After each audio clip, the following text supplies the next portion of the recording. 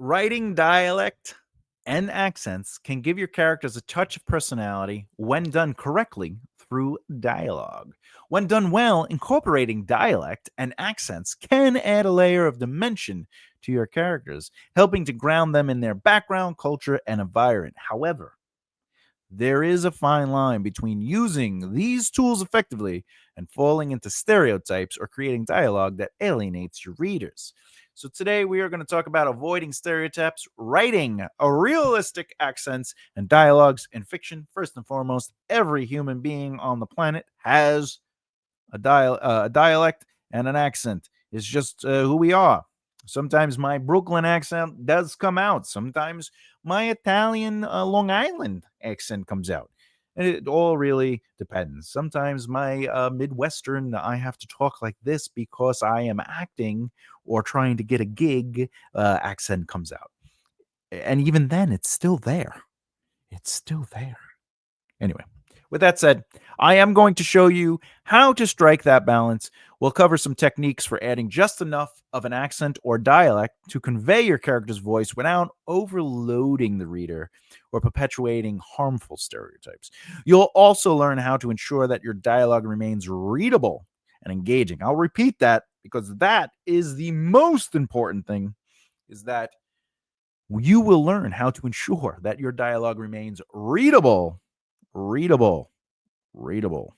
and engaging, and how to use subtle cues to bring your character's background to life authentic, authentically. Now, I'll say that all day, authentically. So, what I'm saying before we get started is, look, there is this is about novels and writing prose and dialogue and stuff like that. But in screenwriting, right off the bat, the easiest way to do it is you simply write the dialogue straight. It's just, you know, I have to go, oh, are you coming with me to get some coffee? Right. And then in the parentheticals, it says, has a Long Island accent. Are you coming to get some coffee with me? Right? Or maybe it's more Italian, it's heavy Italiano stereotype. Maybe it's broken Italiano. Scusi, you coming with me to get a cafe, right? So it's maybe it says broken Italian English or something like that in the parenthetical, and then the actor has to work on finding the true authentic in the performance, right? So when you're writing a novel, you could think of it in the same way. Sometimes you don't have to write the dialogue with that kind of break up the words so it's like has those kind of weird feelings to it, which we'll go over. You can just say, are you coming with me to get some cafe, right? Or you can say, "Scusi, are you coming with me to get some cafe?" He said in his broken Italian English. Right? Or his thick Italian his thick Italian accent snuck through every English word he pronounced, and now you know that character sounds like that. He has that kind of touch to it, and you don't have to always touch on it, though you can. But before we really get into it, what is a dialect and an accent? Well, a dialect is a form of language specific to a particular region or social group, including unique vocabulary, grammar, and expressions. For example, uh, Coke is the soda of choice in the South, but that means every single drink that is a soda pop. So when you go, hey, what kind of drinks do you have? They go, Coke. And you go, oh, so you don't have Pepsi? And they go, yeah, we have Pepsi. And you're like, did you just say Coke? But they also have hoagies instead of heroes, etc., etc. The other thing is, bless your heart. Bless your heart. Okay. In the South, that's usually go F yourself. Okay. Go F yourself. Right. But in New York, Long Island, remember, like, have a nice day. And that means go F yourself. Okay. I grew up in both areas. I'm just saying. Now, an accent, on the other hand, is what you're hearing right now. And it refers to the way words are pronounced based on regional or cultural influences. Incorporating dialects and accents into your writing can bring a touch of realism to your characters' voices. Oh, he'll never get away from me, this damn accent. When used when used thoughtfully, these elements can help show where a character is from, their background, and even aspects of their personality, as you can see. A tricky area that requires balance. You want to enhance a character without falling into stereotypes or making a dialogue difficult to understand. Now, I understand I have a pretty thick New York accent, but honestly, when I see somebody, there's a difference like, yo, you coming down, you forgot to bring your money. I need your money. I'm gonna see you next week. I'm like, that's okay. That's a good accent. All right, okay, because it's New York. But when it's like, hey, you coming in next week? I'm like, okay. Okay. That's no, no. Get out of here. Chi fa? State zitta, aspetta, go in a marcia. Go fanguria. All right, anyway. Sucro molto grande, taglimi gas, per favore. Just saying. There is a fine line. There is a fine line. Okay. Let's talk about finding the right balance, though, okay? And with that said, let's do one of these. You want to do one of these? Let's give you. I wrote everything out just so I don't have to. I just did this, so I could stay straight on this. Just keep it going.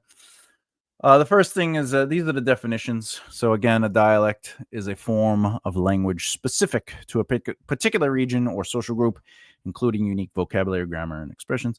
Right, and then of course, let me make this a little bigger for you. There you go. On the other hand, accents refer to the way words are pronounced based on regional or cultural influences, incorporating dialects and accents into your writing. So, okay. All right. Let's keep it going. Finding the right balance. Select words. All right. So, bloop. Let's talk about select words. Okay. Now, when writing dialects and accents, subtlety is key to making your character's voice feel authentic without overwhelming the reader. Okay, so selective word choice is important. So basically, instead of trying to, I don't know, replicate every literal phonetic aspect of a language or an accent, you can choose specific words or phrases as you see here, right? So a handful of regional terms or slight tweaks to words could help you convey the flavor of dialect. All right. Like, for example, in my Italian heritage and Sicilian heritage, a lot of people say buonasera or ciao or, arrivederci or grazie. Right? But additionally, they might say, manja, eat, manja, right? So especially down around my grandparents, manja. Okay. But then the rest is in English. So they'll be like, manja, eat up. Everyone, come on, eat, manja, right? Right. Or the bonus sega, how are you doing? I can't believe, I haven't seen you in a long time. Right. So you can mix in words like that. Okay. However, my father used to tell me that his grandmother, who I never met, and her best friend, who was Irish and spoke only Gaelic. Okay, and then my father's grandmother only spoke Italiano, and they would laugh for hours on the deck, and they didn't know each other's language, but for some reason they were able to talk to one another, and so sometimes language is not the barrier, right? Anyway, so but as you can see here in a Scottish accent, we say "we little lass," right, for a small or aye, aye. All right, but you don't have to make every word feel like it's unless you're Scottish and you know the dialect fairly well. Like I could write an Italiano, uh, and I'm pretty confident on it.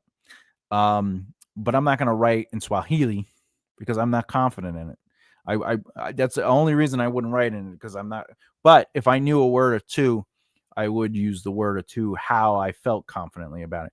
Like again, I speak Italiano.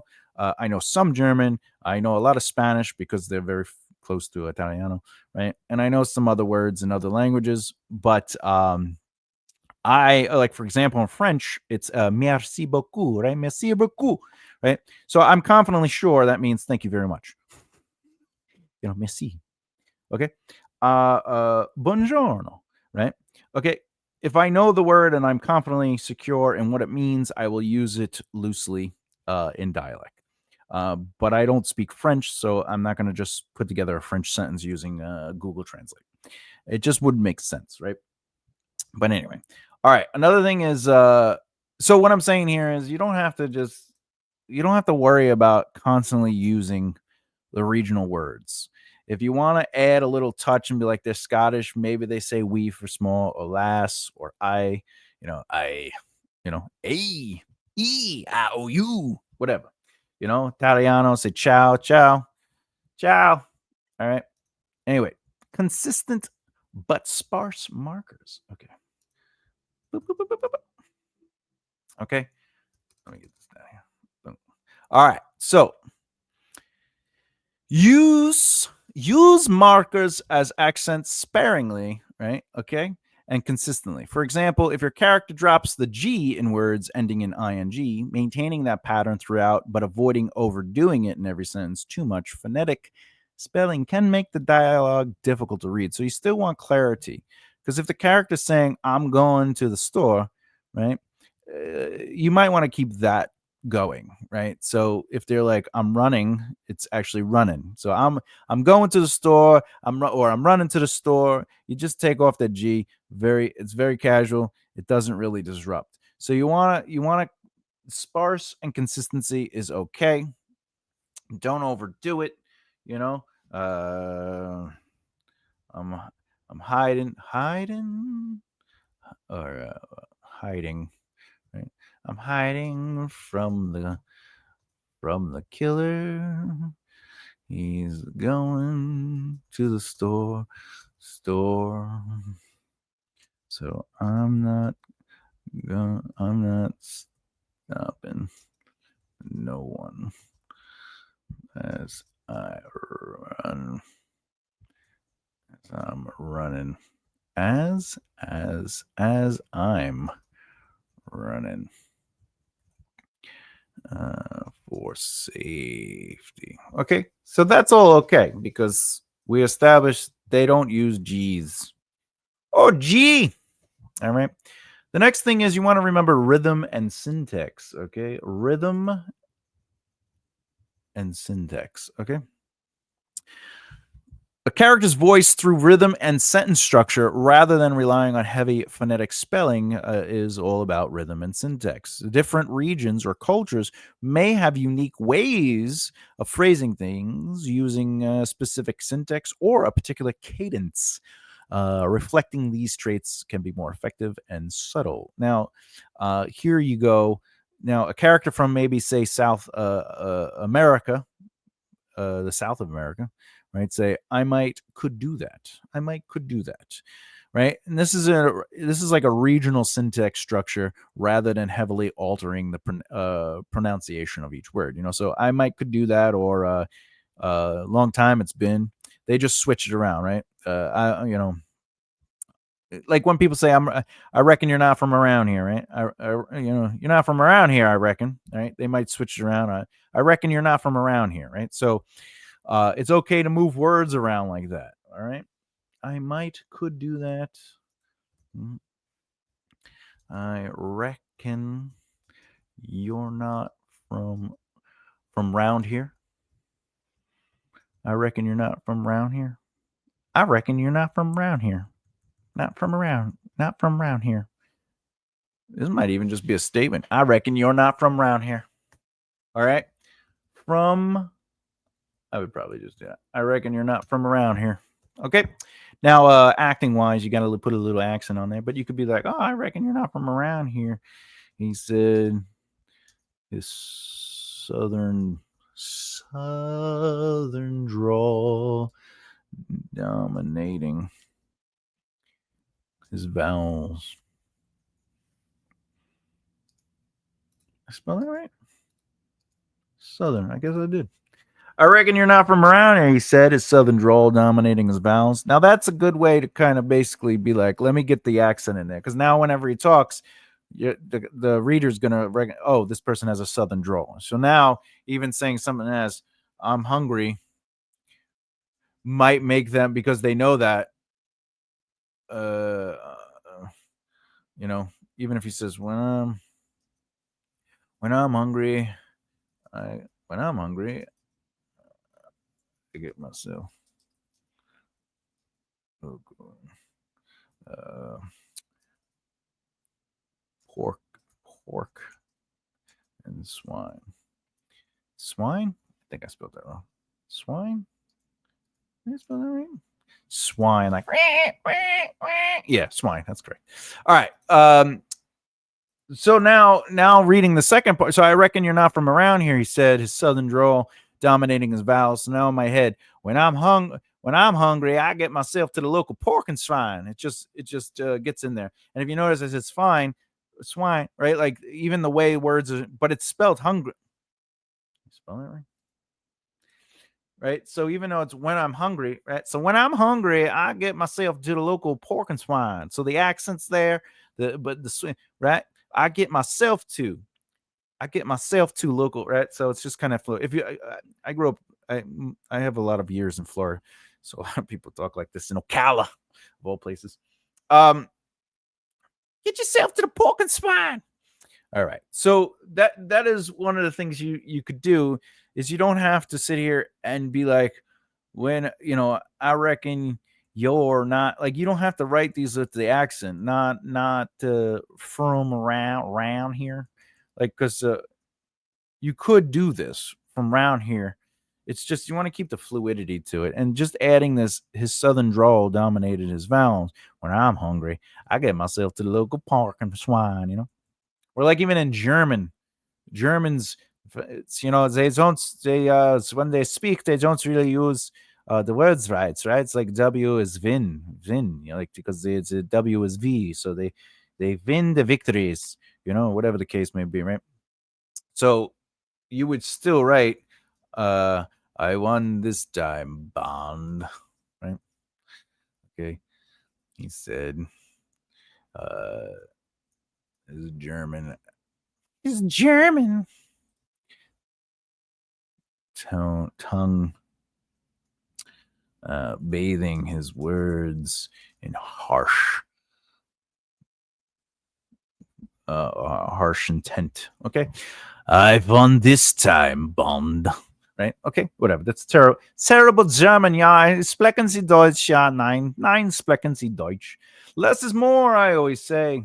Less is more. Okay. Less is more. Sometimes a few hints are all you need to remind readers of the character's voice. Introduce the accent or dialect early on and then use lighter touches throughout the story. Let the reader's imagination fill in the gaps without needing constant reminders. Because you could basically just do, I reckon I'll be heading out, right? And this would establish the character's voice, but in later dialogue, you can kind of reduce the use of dialect markers and focus more on tone and word choice.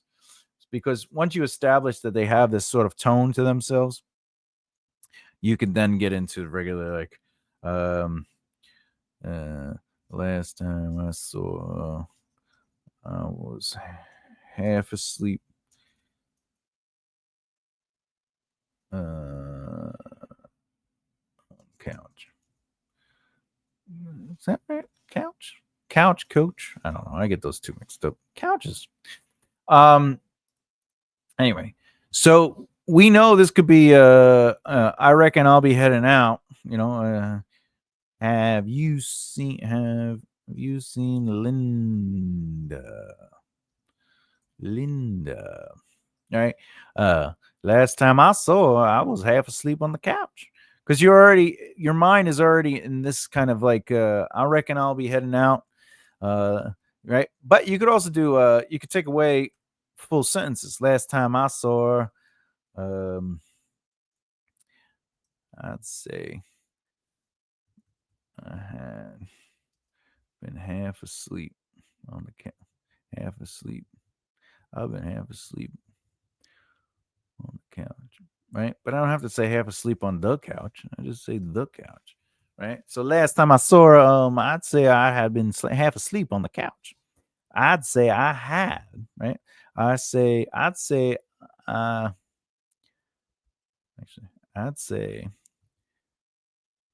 I've been, I say I say I was half asleep on the couch, right?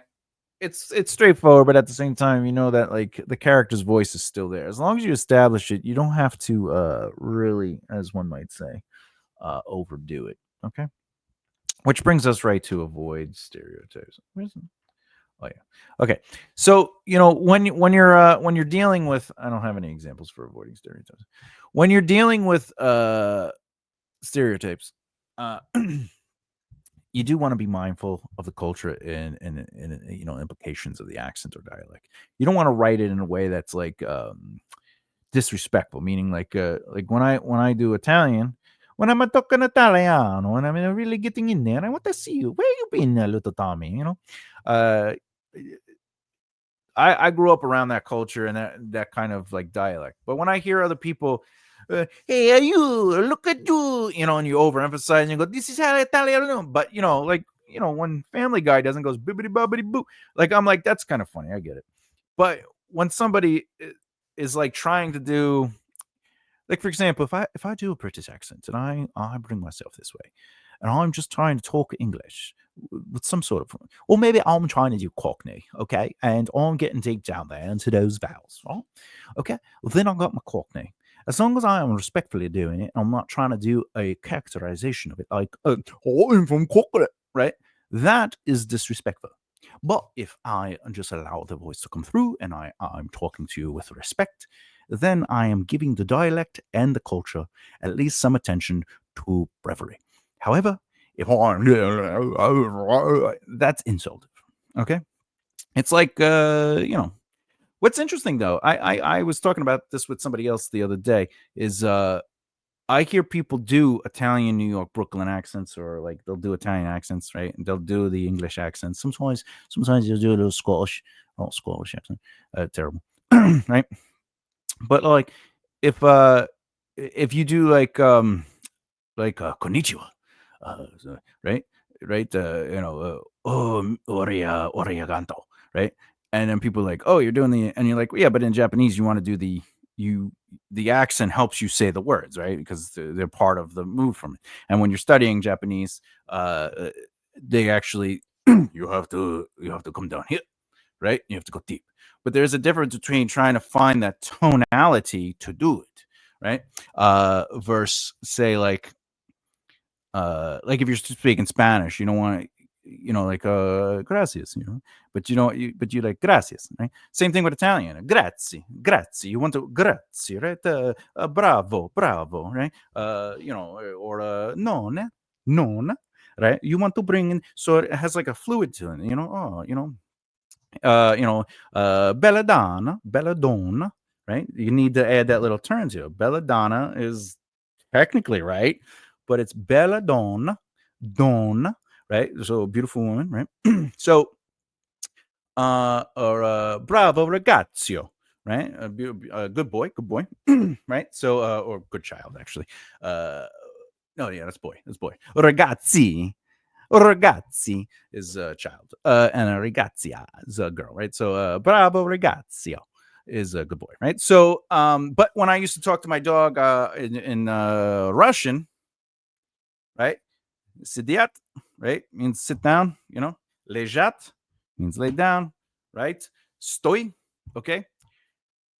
It's good to get that kind of, you want to get that in there. But there is a difference between using the dialect to mock the language, um, versus using it to emphasize the value of it, right? I have a lot of Spanish friends, and there is a difference between speaking Spanish to them with with that dialect versus making fun of the dialect. And that is a very fine line, because even Italiano, when you're trying to speak Italiano and you're,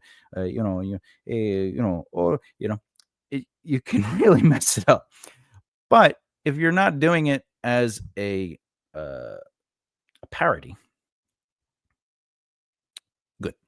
Okay. Uh, anyway, so when avoiding it, you want to be mindful of that element. Okay. And, but again, instead of giving a character from the Deep South the stereotypical hillbilly voice, uh, you can just research the nuance of the dialect and show their individuality. And just because you talk like this and you're just from the South does not mean you're not intellectual, right? Because that's another thing where they a long time ago, especially in my youth, right? If you talk with a British accent, it automatically gives you 38 IQ points. But if you go and talk like this, you're already 30 points below the average of, and now you're down there in the 60s, right? Hey, too. But sometimes they play with that subversion expectation. They're like, hello, how can I help you? And then like it turns out they're super smart, right? And that's the joke, right? But in reality, just because someone talks like this doesn't mean anything, because there is a dialect. Just like in Italy, there is the southern dialect and there's the northern dialect, there's the Sicilian dialect. In fact, when I worked at a pizzeria, we had a guy that was from Argentina, a guy from Mexico, and then of course the boss and the son were from well, the boss was from Sicily, the son was from New York.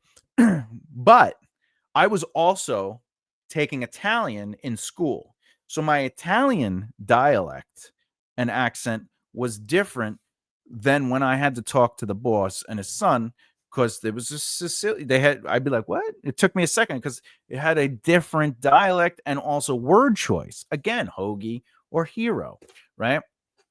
So just because someone talks like this does not mean they're unintelligent. But again, if you just or you are truthful with yourself and you just create that dialect, even in the page, you'll be respectful. It's not about saying this person is dumb because their accent is broken up like that. It's just the choice of their region. It's just what happens, especially if you come from a different language and then you find yourself in the other language. I know that when I was learning Italiano, I had a hard time doing it because I had my I had my Long Island accent, and the Long Island accent into the Italian dialect to get those words sounding right was definitely difficult. And people be like, you got yourself one of those American Italian accents. You ain't sounding Italian. So keep that in mind. Keep that in mind. All right. It's all about behaving. Okay. I just got a couple more things we're going to go over and we'll call it a day. So you want to ensure dialect remains readable and engaging. So that's really important. Okay. Um, when you're writing, clarity and consistency is probably the most important thing. So instead of using phonetically spelled words, use them sparingly, but allow the sentence to maintain its cohesion. And then just add they are speaking. Like, for example, I write in fantasy world. So I'm not going to write everything in a different language, even though I have created the languages for the different species. The only time I do that is if characters don't know the language and the reader doesn't need to know exactly what they're saying, but that they have to know that they are saying something and the character doesn't know what they're saying, right? So it's playing. But if they do, I'll just say, "Oh, hey, we got to get everyone together." He said in Tuwani, right? Or, he said in the Adorium or whatever. Okay, and then once you acknowledge that, then you're writing in basic like the English, and you know that they're speaking that dialect. Or one of the things I did in a couple of the books is somebody goes, "Oh, you're that sounds like the Nodragas," because everybody basically says they speak what's known as Common Valus, right? But that's the layman's version of it, Common Valus. But it has different accents, and some of the characters make reference to, "Oh, your vowels, you hold those vowels out a little longer than what is that? What is that from Nodragas?" And they're like, "Yeah, I am from Nodragas. Yeah, in New Delhi, we emphasize more of the consonants. We play with the consonants more." So they're just saying that in dialogue, but I'm not writing it that way. I'm not writing with long A's or long O's and then harder K's. It's just that the characters are recognizing it. So that's another way you can play with uh, dialogue and stuff like that. So again, you want to use phonetic spelling sparingly, okay? And then you want to incorporate contextual clues, okay? You want to let characters' actions or descriptions provide context for their accent, so dialogue doesn't need to carry all the weight. Basically, by describing how a character speaks or their cultural background, just like I was explaining, readers can imagine the accent without needing every word spelled phonetically. It's not that hard to just Mary's thick Spanish accent colored her words as she spoke, her tone warm and inviting. Boom. Now we know she said everything that we just read in Spanish. You also, like I was saying, like if you're gonna do an accent like this, especially when you're acting, you don't want to play Southerner. You want to be truthful. So in acting and in writing, same thing. Be truthful with your words. So keep dialogue natural. Keep the movement of words and thoughts natural. They are just because somebody has an accent does not change this. Okay. So ensure your dialogue sounds like something a real person would say. Avoid making characters speak too exaggerated or forced. Natural, believable dialogue keeps the reader engaged and allows for a smoother reading experience. You know, uh, just I've never done anything like that. No way is a lot easier to read. Okay, than writing. I ain't never done nothing like that. No way, no how. Is just you're just playing with the language, and it's just I've never done anything like that. No way, right? And then he said in his heavy Southern accent. Okay. Uh, Now you could also balance accent with character voice, so you can prioritize a character's unique voice and personality with the emotional truth. You know, and a reader should understand what the character is feeling, no matter what. So rather than focusing entirely on an accent, use dialogue to convey emotions. All right. Um, you want to convey urgency and personality without relying too heavily on phonetic markers. You don't want to be so like, oh, I'm just getting them words down like I am getting them where they're. You're like, what are they talking about? Just make it clear. The clearer the dialogue, the stronger your story will become, and people will be able to follow it. As far as characters go, you can slip in a word here or there. Like I said, even slip ciao. Have a great day. I'll see you next time. Ciao and I have a great day is the same thing, but that's it's not uncommon to be like ciao, right? Ciao also means hello, right? Bonus egg. Okay. All right. Whatever. You can add like little words into it. I do that. I do that with the fantasy novel. Sometimes somebody will say something in another language, just a word or two, and then the rest is in English, right? But whatever the case may be. And then of course 5, uh, clarity, clarity, clarity. Once you've written dialogue with an accent, read it out loud to see if it flows naturally. If it feels clunky or hard to understand, simplify it. Again, if I write like I ain't never done nothing like that, no way, no how, right? It might be hard to read it, especially if you really get into it. Like, I ain't, but never, I don't know, done nothing like how one might even say, no way, no how, right? And it's like, what? Just I've never done anything like that. No way, right? That's not my thing. I don't do it. I've never done that. Okay. Especially if like, what you doing wandering around here at the night time or something like that. It's pretty dark out there if I'm just saying so myself. It doesn't add anything to it. It's okay to say, what are you doing? Or, what are you like WHAT apostrophe RE? What are you doing around here this late is as good instead of really adding all that craziness to it. Now, the last thing I'm going to go over real quick is using subtle cues to bring your character's background to life. Remember, to bring your character's background to life in a way that feels genuine and respectful is all about subtlety. Okay, from cultural references, where it allows you as a character or the character to basically reference certain traditions, foods, or holidays. Um, I don't know if you know this, but instead of having a character constantly speak in a thick Irish accent, you could just mention how they make a pot of Irish stew on Sundays, or reference a childhood memory tied to a local festival in Dublin. Whatever the deal is. I'm sure if I wrote me as a character in a story at some point, somehow there would be an Italian reference, but I don't have to say I'm Italian or Sicilian, right? I could just whatever they can. Maybe I could say a word in Italian, but at the same time, I might bring up like an Italian tradition or something like that. It is what it is, and the cultural references are important. If you're making a fantasy world, that's even better. So if you bring up cultural realities within your dialogue through your characters, your world building, which is so good, but it also builds a lot on the character itself. The other thing is the body language and gestures. Like I'm Italian, so I talk like this, right? This is a big thing. Everyone does that in my family. What are you doing? What are you doing? Right? Especially the grandparents. Hey, what are you doing? Right? Also in Italy, if you go like this, if you go like you do this. In America, it's this, but in Italy, it's just you point your finger, and it means like go F yourself, right? Right, this is peace. Right? This is go F yourself in England. So body language can also be a part of it. Okay, and then of course, idioms are important too.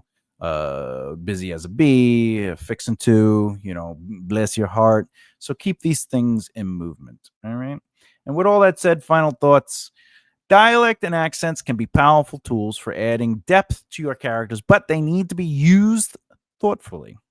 It's all about respecting the culture behind the voice and ensuring that your portrayal is both authentic and accessible. Sometimes less is far greater than the small touches. Or I should say this: sometimes less is more, because the small touches can go a long way in conveying a character's unique voice without alienating your readers. As you practice incorporating these elements, stay curious, do your research, and most importantly, listen to the voices you're trying to represent. More importantly, stay truthful. If you write a character, stay truthful to their intentions and their core values and morals and who they are here. The accent does not make the person, it's the truth within them. And then their accent is just an aesthetic part of them. Just like I have hazel eyes, I have brown and gray hairs, and I have pale skin, but that is not who I am. These are not the things that make me who I am. I am deeper. I am motivated. I have purposes and missions and morals, and I got beliefs. And that, as long as you stay true to that, oh, you're already ahead of the bunch.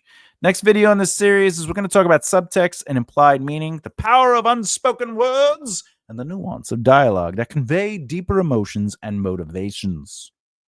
Question: have you ever struggled with incorporating characters' dialect or accents in your writing? What challenges did you face and how did you address them?